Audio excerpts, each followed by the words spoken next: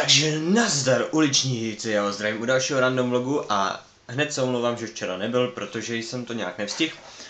A čím je dnešní datum 23.12.2012, ale spíš jenom to 23.12., čím je specifické?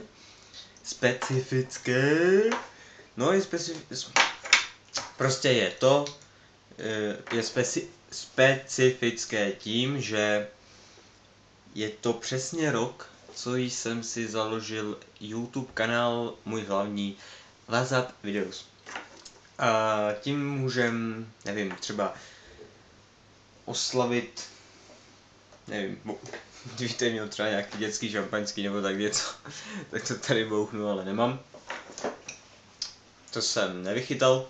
A samozřejmě speciál jsem taky nevychytal. Nestihl jsem to ani nějak naplánovat vůbec nic. Takže buď ještě bude, ale asi ještě bude. Jo. Ale fakt nevím kdy. No a další věc je, že zítra jsou Vánoce, jo. Zítra jsou Vánoce, všichni se určitě těší. Ano. A já zítra možná pojedu do Vídně, ale ještě nevím. Jo. A co ještě? Jo, a přemýšlel jsem, že dneska dám, jelikož je 23. a jeden před Vánocema, že dám takový předvánoční livestream večerní. Takže jestli bude, tak bude pozvánka na hlavním kanálu, to se nebojte, jo. Se nebojte. A jo, a já jsem si ve čtvrtek koupil nový stůl. Oh yeah. Tady mám úplně hafo místa, co se mi úplně líbí. Jo. A vlastně hafo místa, jo. A mám tady bordel, prostě na stole. A ještě tady dojídám. Vidíte to? To jsou zbytky, prostě taky to vyjídání, prostě když máma peče, jo. Tak to je dobré. Jo. Určitě to všichni znáte. No a co ještě? Jo, v pátek jsem byl na Zbyško srazu, to určitě všichni víte, většina teda, aspoň. Že bylo i video na hlavním kanále. A vlastně tam byl sraz na Václaváku. Na tom Václaváku když jsem tam přišel, tak jsem tam čekal ještě. Než dorazí Zbyšek, Knife a tak. A prostě já tam stojím, u toho koně. A teď najednou se otočím a tam Zelenka, tyva, jak si říkám, do prdele. Jaký kretén tady, tyva. Takže jsem si ho chtěl vyfotit. A nějak jsem na to neměl koule, tyva. Kdyby ho tam ještě fouknul, vole. No, tak jsem jakože stál, čekám.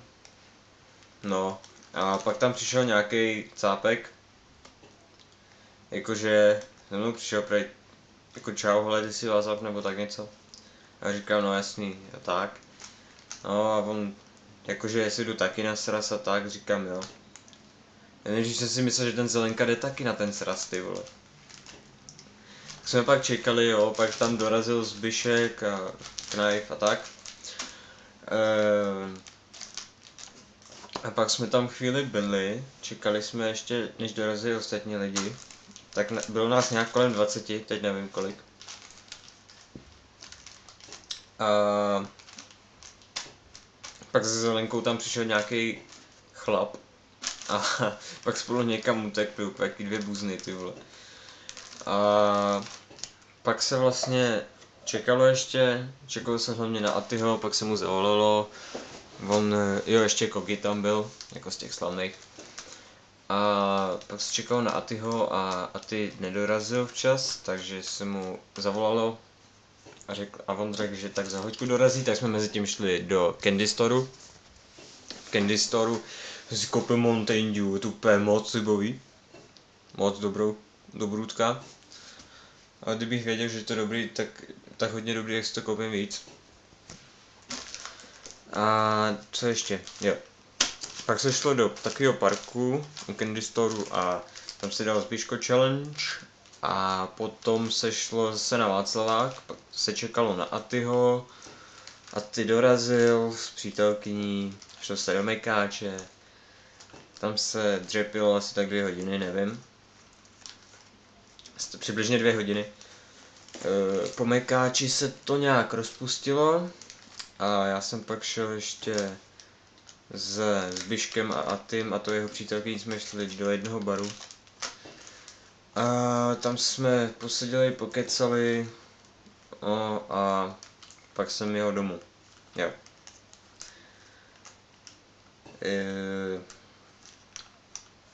Přijel jsem domů a OK. No a co ještě? No tak si tak všechno, nevím, co bych vám ještě řekl. Prostě jsem uličník a chci vám popřát šťastné a veselé Vánoce, jo? Šťastné a veselé Vánoce vám všem. Takhle se to říká. A nezlobte uličníci, jo? Nezlobte hlavně, takže čau.